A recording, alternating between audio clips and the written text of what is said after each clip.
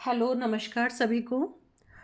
आज का जो हमारा टॉपिक है वो ये थर्ड टॉपिक में लास्ट ये वाला पॉइंट, इससे रिलेटेड क्वेश्चन आंसर्स करेंगे। सिकंदर का आक्रमण और उसका प्रभाव। सिकंदर का आक्रमण और उसका प्रभाव। फर्स्ट क्वेश्चन है, भारत पर मैसिडोन आक्रमण किसके नेतृत्व में हुआ था? तो भारत पर जो मैसिडोन आक्रमण है वो सिकंदर के नेतृत्व में हुआ था। सिकंदर किसका पुत्र था? मैसिडोन के क्षत्रप फिलिप द्वितीय का पुत्र था। सिकंदर कितने वर्ष की आयु में शासक बना? 20 वर्ष की अल्पायु में। सिकंदर ने मैसिडोन तथा यूनान में अपनी स्थिति सुदृढ़ करने के बाद अपनी दिग्विजय योजना के तहत किन क्षेत्रों को जीता? एशिया माइनर, सीरिया, मिस्र, बेबीलोन, बैक्ट्रिया, सोग्डियाना।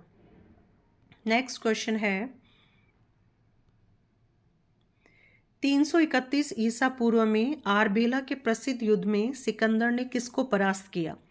आरबेला युद्ध आधुनिक इराक में सिकंदर ने फारस के सम्राट दारा डेरियस तृतीय को हराया, जिससे फारसी साम्राज्य का पतन हुआ और सिकंदर ने एशिया पर अपना नियंत्रण स्थापित किया।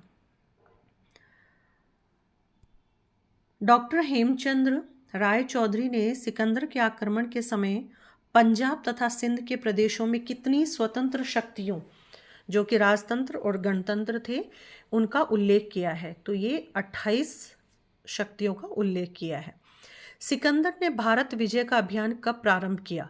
326 ईसा पूर्व। सिकंदर और पंजाब के शासक पोरस के मध्य हुए युद्ध को किस नाम से जाना जाता है? तो ये जाना जाता है हाइडेस्पीज का युद्ध या झेलम का युद्ध। और झेलम का उस समय जो नाम था वो था वित्स्ता। तो वित्स्ता का युद्ध भी इसको कह सकते हैं। प्राचीन यूनानियों द्वारा झेलम नदी को हाइडेस्पीज कहा जाता था, इसलिए इसको हाइडेस्पीज का युद्ध भी बोला गया है। यह युद्ध 326 ईसा पूर्व में हुआ था। सिकंदर की सेना ने किस नदी के पश्चिम तट पर पहुंचकर उसे पार करने से इनकार कर दिया? तो यह है व्यास नदी।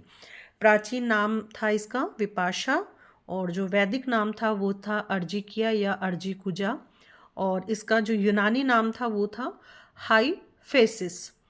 झेलम का नाम था हाइडेस्पीज और जो व्यास है उसका नाम था हाइफेसिस।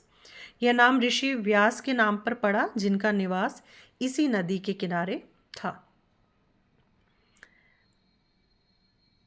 सिकंदर की सेना ने व्यास नदी हाइफेसिस के तट पर आगे बढ़ने से इनकार कर दिया, क्योंकि वे नंद साम्राज्य की शक्ति से भयभीत थे और थक चुके थे।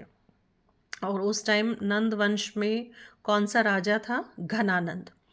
नेक्स्ट क्वेश्चन है, सिकंदर स्थल मार्ग द्वारा कब भारत से लौटा? 325 ईसा पूर्व के सितंबर माह में पाटल से यूनान को प्रस्थान किया। सिकंदर की मृत्यु कब और कहाँ हुई? 323 ईसा पूर्व में बेबीलोन में हुई, और बेबीलोन उस टाइम मेसोपोटामिया का एक प्रसिद्ध शहर था, जो कि अब मेसोपोटामिया अब किस नाम से जाना जाता है? इराक नाम से। गंधार कला शैली का आगमन हुआ यूनानियों द्वारा। गंधार कला भारतीय और यूनानी कला का जो मिश्रण है वो गंधार कला कहलाता है, और जो यूनानी कला है उसको हेलेनिस्टिक कला भी बोला गया है। सिकंदर के गुरु का क्या नाम था? तो सिकंदर के गुरु का नाम था अरस्तु।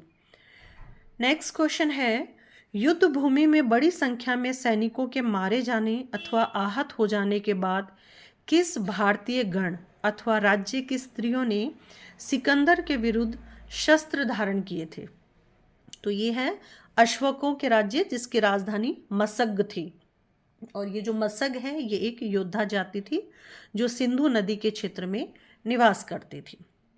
आज का आखिरी क्वेश्चन है, सिकंदर के भारत आक्रमण का उद्देश्य क्या था? तो सिकंदर का भारत आक्रमण का जो उद्देश्य था वो था विश्व विजय।